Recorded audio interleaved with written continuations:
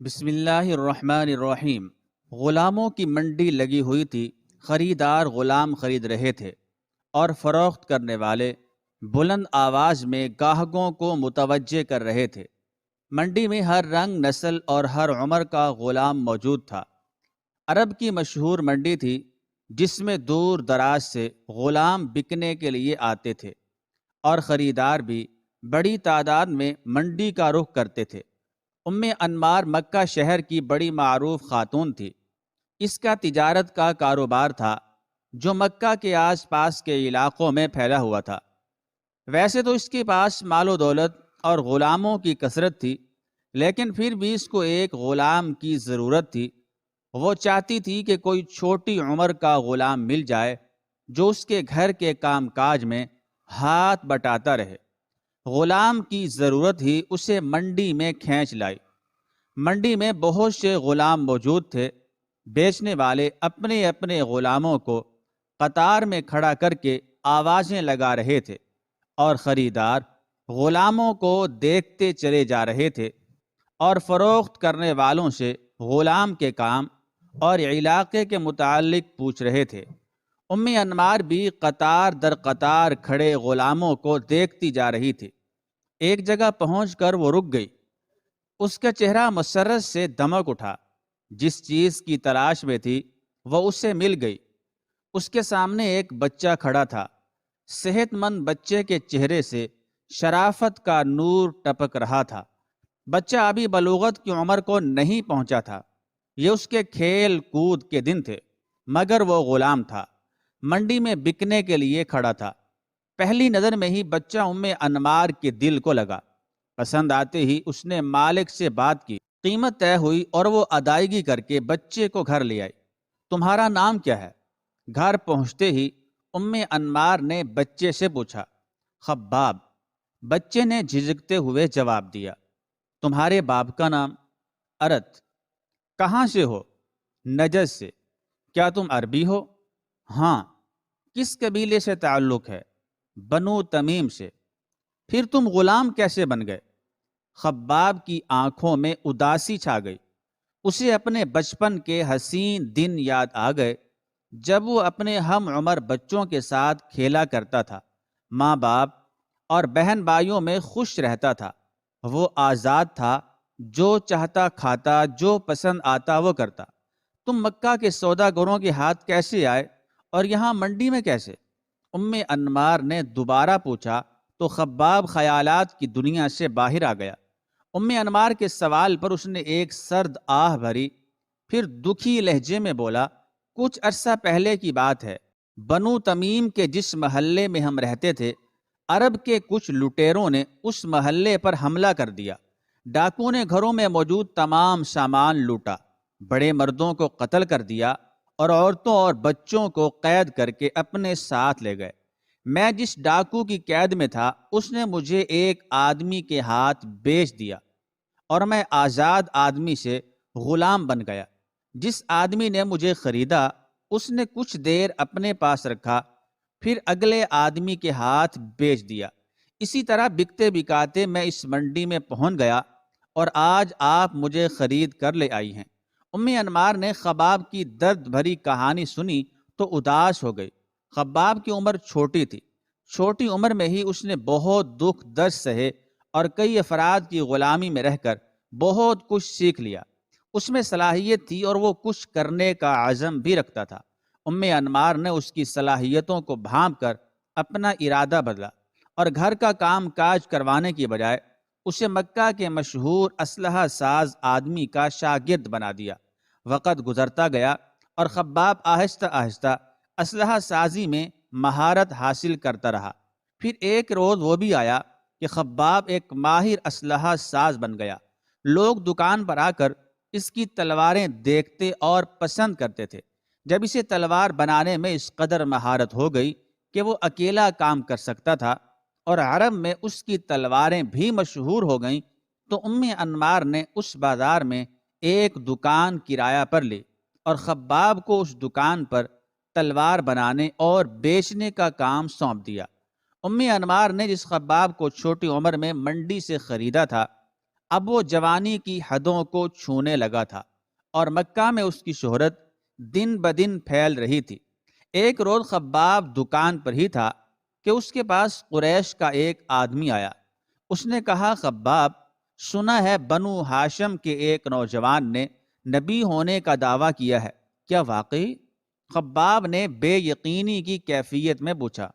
ہاں، بڑی عجیب باتیں کرتا ہے کہ یہ بت کسی کو کوئی نفع یا نقصان نہیں دیتے، سب کام اللہ کرتا ہے جو آسمانوں پر ہے۔ اس نے سب کو پیدا کیا ہے، لہذا بتوں کی بجائے اس اکیلے اللہ ہی کی عبادت کرنی چاہیے۔ خباب نے قریش کے نوجوان کو کچھ جواب تو نہ دیا، البتہ دل میں یہ ارادہ کر لیا کہ میں اس آدمی سے ضرور ملوں گا۔ یہ تو بڑی حکمت کی باتیں ہیں۔ اسی شام خباب نے دکان بند کی تو انمار کے گھر جانے کی بجائے سیدھے اس جگہ پہنچے جہاں نبی اکرم صلی اللہ علیہ وآلہ وسلم اپنے اصحاب کے ساتھ بیٹھے ہوئے تھے۔ خباب چپ چاپ چھوٹی سی مجلس میں بیٹھ گئے اور باتیں سننے لگے۔ انہیں وہاں بیٹھے زیادہ دیر نہ گزری تھی کہ نبی اکرم صلی اللہ علیہ وآلہ وسلم کی باتوں نے اپنا اثر دکھانا شروع کر دیا۔ دین اسلام کی سچی باتیں دل میں گھر کر گئیں تو وہ مجلس میں اٹھے اور پکار کر کہا، میں گواہی دیتا ہوں کہ اللہ کے سوا کوئی معبود نہیں اور محمد صلی اللہ علیہ وآلہ وسلم اللہ کے بندے اور رسول ہیں۔ خباب نے اسلام قبول کیا تو اسے چھپانے کی بجائے علل اعلان کہا کہ آج کے بعد میں مسلمان ہوں۔ یہ اعلان بنو خزاعہ کے ایک نوجوان نے سنا تو بھاگم بھاگ انمار کے پاس گیا اور کہا، انمار، تمہیں خبر ہے کہ تمہارے غلام نے کیا کام کیا ہے؟ کیوں، کیا کیا ہے خباب نے؟ خباب بے دین ہو گیا ہے، نوجوان نے بے دھڑک جواب دیا۔ یہ سنتے ہی انمار کا چہرہ غصے سے سرخ ہو گیا۔ انمار اپنے بھائی سبا بن عبد العزیٰ کے پاس گئی اور اسے تمام صورتحال سے آگاہ کیا۔ سبا بھی خباب کے ایمان لانے کی خبر سن کر سیخ پا ہو گیا۔ وہ اس وقت تیش سے اٹھا اور خباب کی دکان پر پہنچ گیا۔ خباب، سنا ہے تم بے دین ہو گئے ہو؟ نہیں، ایسی بات تو نہیں، بلکہ میں تو اب دیندار ہوا ہوں۔ حضرت خباب رضی اللہ تعالیٰ عنہ نے نرمی سے جواب دیا، کیا تم نے بنو ہاشم کے نوجوان محمد صلی اللہ علیہ وآلہ وسلم کی پیروی نہیں شروع کر دی؟ سبا نے تل ملاتے ہوئے سوال کیا۔ ہاں، یہ بات تو ہے، اصل میں بے دین نہیں ہوا، بلکہ میں تو اللہ وحدہ لا شریک پر ایمان لایا ہوں۔ اب چونکہ میں ایک اللہ کو اپنا اللہ مانتا ہوں، اس لیے میں نے تمام بت بھی پھینک دیے ہیں۔ حضرت خباب رضی اللہ تعالی عنہ ابھی اپنا جواب بھی مکمل نہ کر پائے تھے کہ سبا نے انہیں مارنا شروع کر دیا۔ وہ خباب کے اسلام کا یوں اظہار اور اپنے خداؤں کی نفی برداشت نہ کر سکا۔ سبا کے ساتھ جو لڑکے آئے تھے انہوں نے بھی جو ہاتھ آیا دکان سے اٹھایا اور حضرت خباب رضی اللہ تعالی عنہ کو پیٹنا شروع کر دیا۔ حضرت خباب رضی اللہ تعالی عنہ کو ہر طرف سے گھونسوں، ڈنڈوں، لوہے کی سلاخوں سے پیٹا جا رہا تھا، مارا جا رہا تھا، اور ظالموں نے اس قدر مارا کہ وہ اتنی مار برداشت نہ کر سکے، لڑکھڑا کر گرے اور بے ہوش ہو گئے۔ ان کے جسم پر ہر طرف زخموں کے نشان تھے اور ان سے خون بہہ رہا تھا۔ حضرت خباب رضی اللہ تعالیٰ عنہ اپنی دکان پر بے ہوش پڑے تھے۔ انہیں اسلام قبول کرنے کی وجہ سے پڑنے والی مار کی خبر پورے مکہ میں گھوم رہی تھی۔ ایک غلام کی جرت اور انہیں یوں مارنے پر جو سنتا وہ حیرت میں ڈوب جاتا۔ قریش کے سرکردہ لوگوں تک خبر پہنچی تو وہ بھی حیران ہوئے۔ جب سے محمد صلی اللہ علیہ وآلہ وسلم نے اپنے دین کی دعوت شروع کی ہے، تب سے کئی آدمی اس کے ساتھ ملے تو ہیں، لیکن یوں علل اعلان ہمارے بتوں کو برا کہنے کی جرت آج تک انہیں نہیں ہوئی۔ ایک لوہار غلام سے یہ توقع ہرگز نہ تھی۔ قریش کے سردار نے مجلس میں بیٹھے آدمی سے کہا۔ اسی روز قریش کے تمام سردار خانہ کعبہ کے پاس جمع ہو گئے۔ انہیں جب کوئی اہم فیصلہ کرنا ہوتا تھا تو مشاورت کے لیے وہ اس جگہ جمع ہوتے تھے۔ میٹنگ شروع ہو گئی کہ اس نوجوان سے کیسے نمٹا جائے تاکہ کسی اور کو ہمارے خداؤں کی توہین کرنے کی جرت نہ ہو۔ اجلاس کی صدارت ابو سفیان بن حرب، ابو جہل، مغیرہ کا بیٹا ولید کر رہے تھے، جبکہ سرداروں کے علاوہ خباب کی مالکہ ام انمار اور اس کا بھائی سبا بھی اپنے حواریوں کو لیے بیٹھا تھا۔ ابو جہل نے غصے سے بھرے لہجے میں کہا، محمد صلی اللہ علیہ وآلہ وسلم کی دعوت دن بدن پھیل رہی ہے، اسے روکنے کا ایک ہی طریقہ ہے کہ جس قبیلے کا فرد محمد صلی اللہ علیہ وآلہ وسلم کے دین پر ایمان لائے، وہ قبیلہ نہ صرف اس نوجوان کا بائیکاٹ کرے بلکہ اسے ہر طریقے سے اس بات پر آمادہ کرے کہ وہ محمد صلی اللہ علیہ وآلہ وسلم کا دین چھوڑنے پر مجبور ہو جائے، چاہے اسے مارنے کی نوبت ہی کیوں نہ آئے۔ ابو جہل اسلام اور حضرت محمد صلی اللہ علیہ وآلہ وسلم کے خلاف اپنی نفرت کا اظہار کر کے چپ ہوا تو مجلس میں خاموشی چھا گئی۔ کسی کو اس بات سے کوئی اختلاف نہ تھا، گویا کہ سب کی بات اکیلے ابو جہل نے کہہ دی تھی۔ جو ہی مجلس ختم ہوئی، فیصلے کے تحت سبا بن عبد العزیٰ نے اپنے قبیلے کے سرکش نوجوانوں کو ساتھ لیا اور حضرت خباب رضی اللہ تعالی عنہ کے پاس جا پہنچا۔ آپ رضی اللہ تعالی عنہ روز کی طرح دکان پر بیٹھے تلواریں بنا رہے تھے۔ سبا نے دکان پر جاتے ہی گرجدار آواز میں کہا، خباب ہمارے ساتھ چلو۔ حضرت خباب رضی اللہ تعالیٰ عنہ غلام تھے، لہذا چپ چاپ اس کے ساتھ چل دیے۔ سبا حضرت خباب رضی اللہ تعالیٰ عنہ کو لے کر مکہ سے باہر کھلے میدان میں آ گیا۔ دوپہر کا وقت تھا اور گرمی کے دن سورج کی تپش سے میدان میں پڑے ریت اور پتھر جھلس رہے تھے۔ خباب کپڑے اتار دو، سبا نے غصیلے لہجے میں حکم دیا۔ حضرت خباب رضی اللہ تعالی عنہ نے قمیص اتار دی۔ یہاں لیٹ جاؤ۔ سبا نے گرم ریت کی طرف اشارہ کرتے ہوئے کہا۔ حضرت خباب رضی اللہ تعالی عنہ چپ چاپ خاموش جھلستی ہوئی ریت پر لیٹ گئے۔ سبا نے پاس کھڑے لڑکوں کو اشارہ کیا۔ وہ اشارہ پاتے ہی ایک بھاری بھرکم پتھر اٹھا لائے۔ پتھر خباب رضی اللہ تعالی عنہ کے سینے پر رکھ دو۔ سبا نے لڑکوں کو نیا حکم دیا۔ حکم پاتے ہی لڑکے بڑھے اور انہوں نے بھاری بھرکم پتھر حضرت خباب رضی اللہ تعالی عنہ کے سینے پر رکھ دیا۔ سبا نے لاٹھی اٹھائی اور حضرت خباب رضی اللہ تعالی عنہ کو پیٹنا شروع کر دیا۔ جب تھک گیا تو اس نے لڑکوں کو حکم دیا، وہ بھی بے رحمی سے حضرت خباب رضی اللہ تعالی عنہ کو پیٹنے لگے۔ آپ رضی اللہ تعالی عنہ نیم بے ہوشی کی حالت میں پڑے مار کھاتے رہے۔ ان کے جسم پر لگے زخموں سے خون رس رہا تھا۔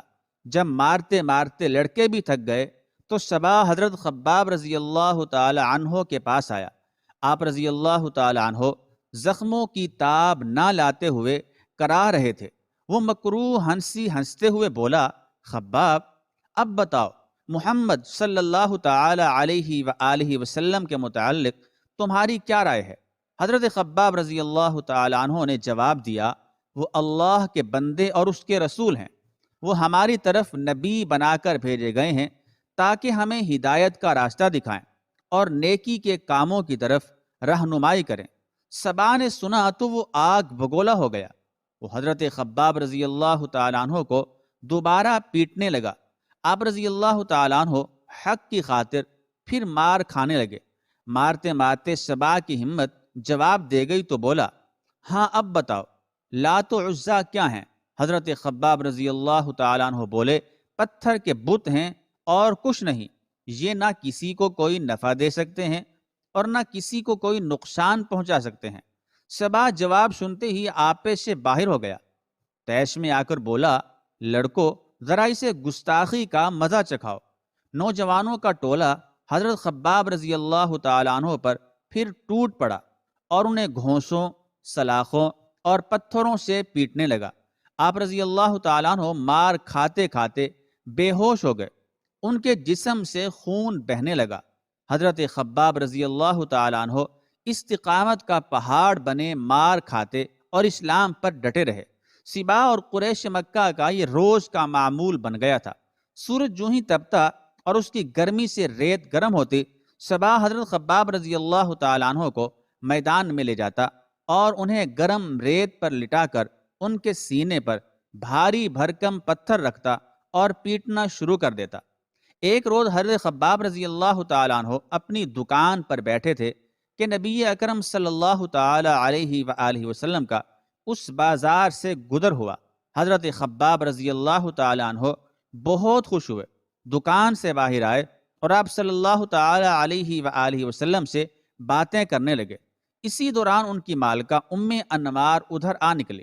اس نے اپنے غلام حضرت خباب رضی اللہ تعالیٰ عنہ کو حضرت محمد صلی اللہ علیہ وآلہ وسلم کے ساتھ باتیں کرتے دیکھا تو تل ملا اٹھی۔ جو ہی پیارے نبی حضرت محمد صلی اللہ علیہ وآلہ وسلم گئے، وہ غصے سے بھری ہوئی اپنے بھائی صبا کے ساتھ حضرت خباب رضی اللہ تعالی عنہ کے پاس آئی اور انہیں وہیں پیٹنا شروع کر دیا۔ صبا نے آپ رضی اللہ تعالی عنہ کو پیٹنا بند کیا اور دکان کے اندر گیا، بھٹی سے گرم انگارے نکالے، انہیں زمین پر بچھایا اور حضرت خباب رضی اللہ تعالی عنہ کو دہکتے ہوئے انگاروں پر لٹا دیا۔ حضرت خباب رضی اللہ تعالی عنہ تکلیف کی شدت سے بے ہوش ہو گئے۔ ام انمار کا غصہ اس سے بھی ٹھنڈا نہ ہوا تو وہ بھٹی سے گرم سلاخ نکال لائے اور جھلستی ہوئی سلاخ حضرت خباب رضی اللہ تعالی عنہ کے سر پر رکھ دی۔ ام انمار کا ظلم اس قدر بڑھا کہ وہ آئے روز گرم سلاخوں سے آپ رضی اللہ تعالی عنہ کا جسم داغنے لگی۔ صبا انہیں دہکتے انگاروں پر لٹا کر پتھر رکھ دیتا۔ ایک روز جب دونوں بہن بھائی حضرت خباب رضی اللہ تعالی عنہ پر ظلم و ستم کر رہے تھے تو حضرت خباب رضی اللہ تعالی عنہ نے اللہ تعالیٰ کے حضور دعا کی کہ یا اللہ، جیسے یہ مجھے سزا دیتے ہیں تو ان کے ساتھ بھی ایسا ہی کر۔ حضرت خباب رضی اللہ تعالی عنہ کی اس دعا کو چند روز ہی نہ گزرے تھے کہ ام انمار کو دورہ پڑا۔ اس کے سر میں شدید درد اٹھا اور وہ چیخنے چلانے لگی۔ ام انمار کو سر درد کا دورہ تھوڑی تھوڑی دیر بعد پڑنے لگا۔